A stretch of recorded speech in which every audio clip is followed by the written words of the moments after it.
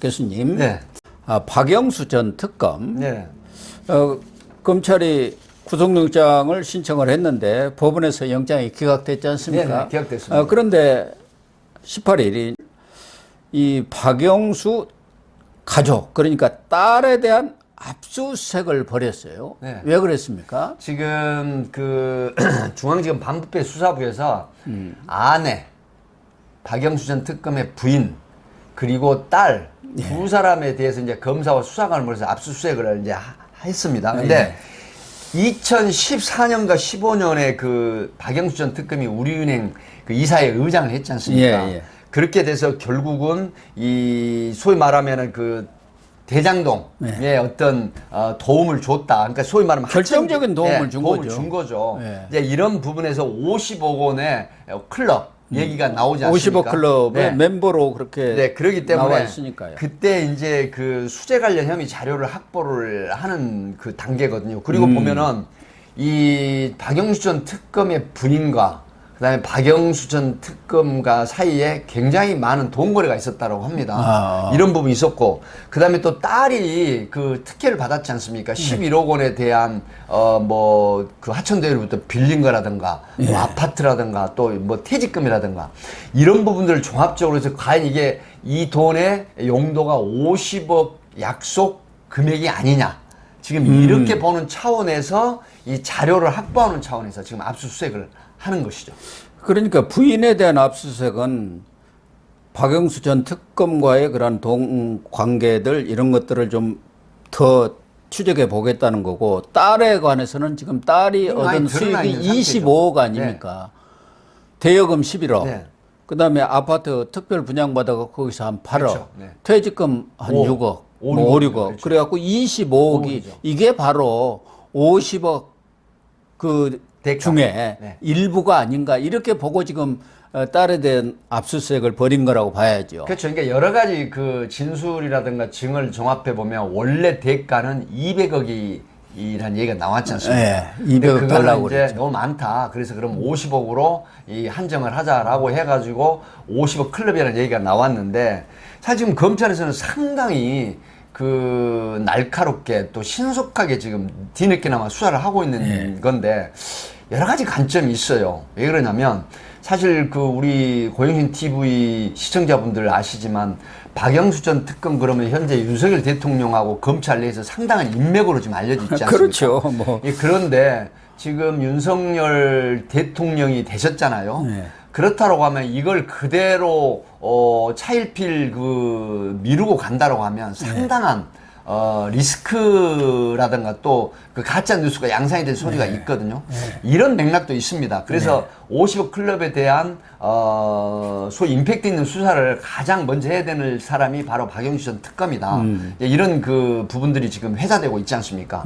그렇기 때문에 그런 부분인데, 어쨌든 25억이라는 금원이 지금 흘러 들어왔기 때문에 이 부분이 50억 약속한 그런 돈의 일부가 아니냐. 그래서 여기에 대한 관련한 증거를 확보하기 위한 방편으로 오늘 이제 아내라든가 딸에 대한 압수수색을 실시하고 있다. 이렇게 지금 분석할 수가 있죠.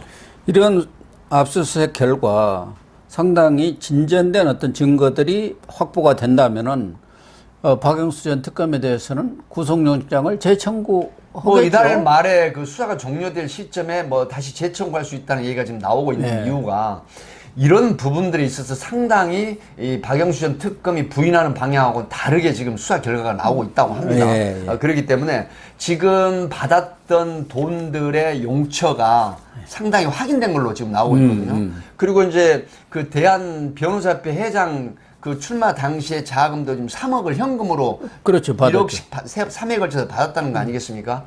그런데 이제 그 밑에서 수사 팀원으로 했던 이모 변호사라든가 또 그 양재식 그 특검보도 변호사. 이제 지금 같이 영장이 기각이 됐는데, 이런 사람들 계속 소환을 해서 결국 조사를 해가지고 이 용처가 만약에 원래 취지가 아닌 다른 곳으로 흘러갔다고 하면 이 부분이 상당히 입법성이 있기 때문에 그 부분이 드러나게 되면은 영장을 재청구할 수 있다라고 하는 이런 분석이 나오고 있는 것이죠. 만약 딸이 하천대유에서 빌려간 11억 원, 그것을 본인이 안 쓰고 뭐 아버지 어머니나 박영수 아버지라든가 어머니한테 넘겼다든지 또 우회해서 예.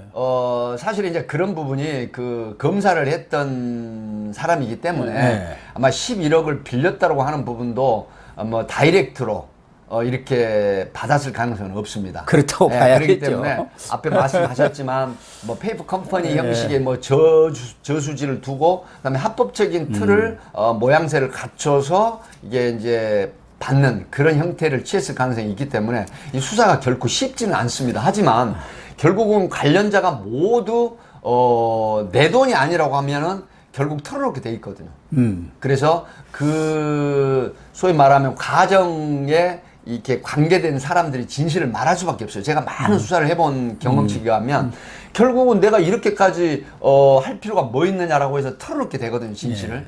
그래서 검찰이 치밀한 수사를 정말 제대로만 한다라고 하면 이 그 돌의 향방은 밝혀진다. 이렇게 저는 분석을 합니다. 그렇죠. 뭐 박영수 전 특검이 워낙 거물급 그렇죠. 버꾸라지 아닙니까? 예. 버꾸라지. 수사를 또 오래 했던 분이고 아주 뭐 수사에는 거의 달인이다 할 그렇죠. 정도이기 때문에 네.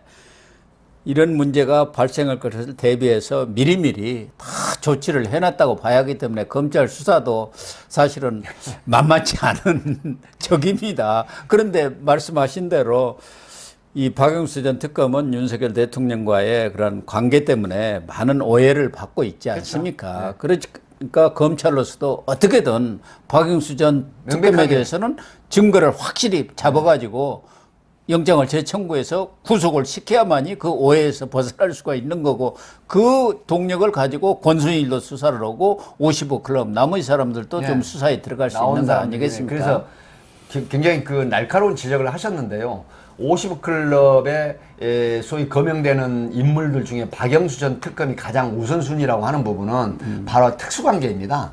그런 부분이 있기 때문에 이게 검찰에서는 명백하게 이 부분을 밝혀낸다고 하면 수사에 탄력이 붙고 역시 검찰은 신뢰할 수 있는 거구나. 이런 인식이 국민들 사이에 있는데 결국 이 부분은요.